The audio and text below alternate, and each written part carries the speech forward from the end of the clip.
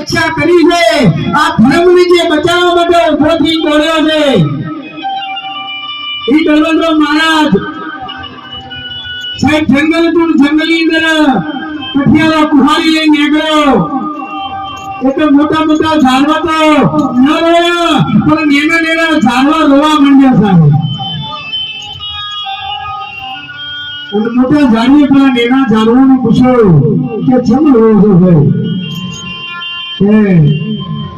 તો કઠિયારો કોરીએ જાય છે અને નવો કોરી છે અને નવો ગાડો ઉભો છે અને ગાડામાંથી ઉતરી અને આપણને કાપી નાખશે છે।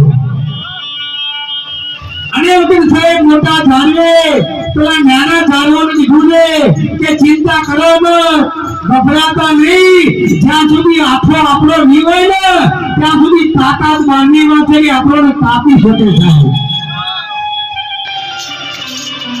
પણ આજે ખુલી આથા ભરી અને આ સનાતન ધર્મને કાપી નોશો સાહેબ, કાપી નોશો સાહેબ।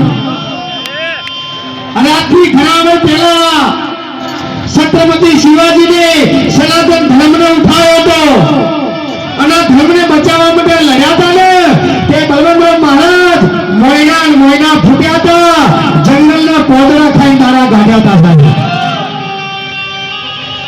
અને એના પછી ફરી સમય ગયો એટલે મહારાણા પ્રતાપને આ ધર્મને ઉપાડ્યો અને આ ધર્મને ઉપાડી અને મોગલો સામે યુદ્ધ કરવાનું હતું ને ત્યારે મહારાણા પ્રતાપના જોડે ખાલી 300 સૈનિકો હતા અને કહેવાય છે કે મોગલો જોડે 25,000 ની ફોજ હતી સાહેબ। અને વખત મહારાણા પ્રતાપને કીધું છે કે આ દેશ માટે, આ ધર્મ માટે કપાળું પડે તો ચાલશે પણ પાછી પોણી નહીં થાય સાહેબ।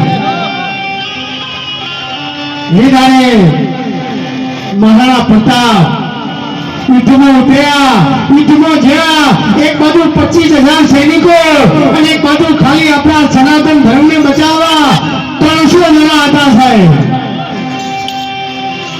મહારાણા પ્રતાપ ચેતક ઉપર બેઠા છે અને દિલ્હી પેલો બાદશાહ છે ને એ હાથી પર બેઠો છે અને કહેવાય છે કે ચેતકના જમણા પગમાં આર પાર બરસી પહેરી ગયેલી હોય છે।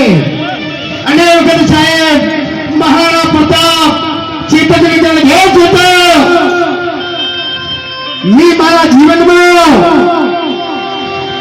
અવતાર લીધા પછી એક મેં મારા પોતાના બાપને બાપ દીધો છે અને આજ બીજો તને બાપ કહું છું કે તું ધારે ને તો લાજ રહે કે લાજ લૂંટાય છે સાહેબ।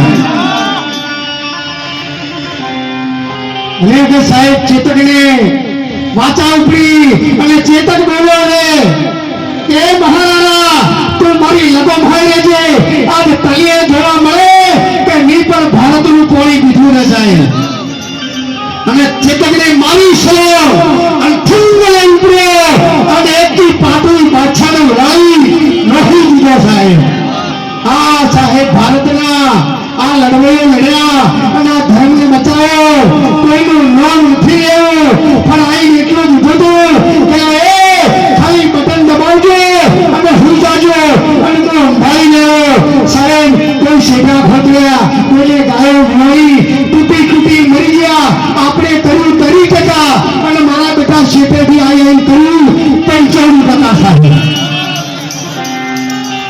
યાદ રાખજો આ ભજન બંધ કરવું પડશે તો ઓઠે જીતવું પડશે। જાગજો સાહેબ, હું કોઈ